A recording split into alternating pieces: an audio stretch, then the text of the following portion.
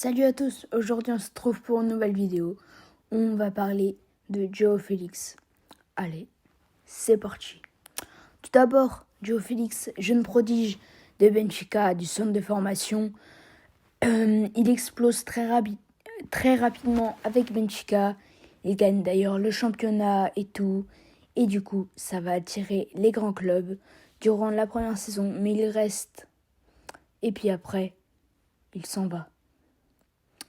Et c'est alors qu'avec l'Atlético de Madrid, qui dépense 126 millions d'euros sur le jeune Joao Félix, du coup, il a beaucoup de pression sur lui. Et les stats ne sont pas là. Il va malheureusement échouer à l'Atlético et il va partir en prêt. Sauf que vient la sélection portugaise.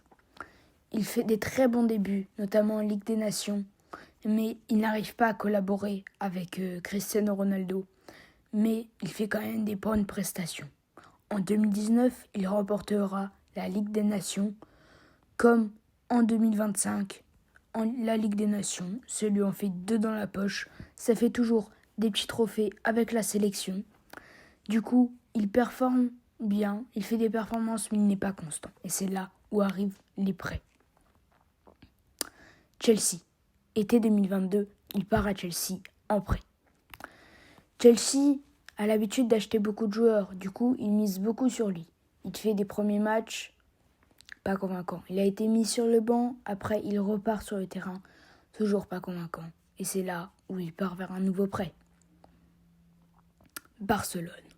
Il signe à Barcelone, de nouveau en prêt, où il fait des bons débuts de saison avec le Barça, sauf que malheureusement ce ne sera pas la ligne du titre, du coup il partira avec 0 trophée dans la poche, avec quelques petits buts, notamment 7 buts et 3 passes décisives. C'est pas des stats incroyables.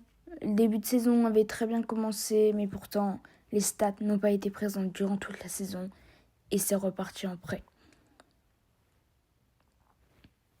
L'AC Milan. L'AC Milan. Un club qui était en descente. On se dit peut-être qu'il va aider le club à finir en Ligue des Champions la saison prochaine, mais non. Du coup, les stats n'ont pas enchaîné et c'est le retour à l'Atlético de Madrid. Mais l'Atlético de Madrid n'en veulent pas.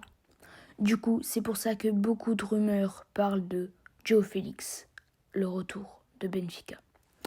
C'était tout était officiel. Ils avaient signé le contrat et tout. Il manquait plus de négocier avec l'agent de Joao Félix et tout pour le salaire et tout. Et il repartait à Benfica. Du coup, tout le monde se disait, ça y est, c'est le retour. Mais Al Nassr arrive.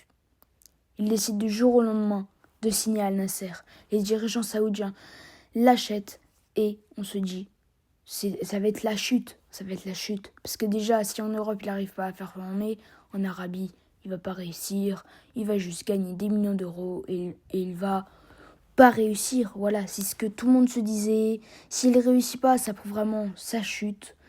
Pourtant, Al Nassr fait un très bon mercato.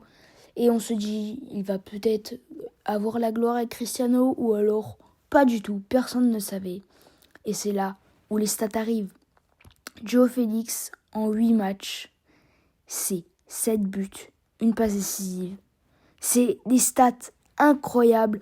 Beaucoup disent que oui, mais c'est l'Arabie Saoudite et tout. Oui, mais ils font quand même un très bon duo d'attaque avec Cristiano Ronaldo. Tout le monde pensait que ça allait être la chute, mais pour l'instant, c'est la montée. Allez les gars, j'espère que vous avez aimé la vidéo. Merci de m'avoir regardé et allez, ciao tout le monde.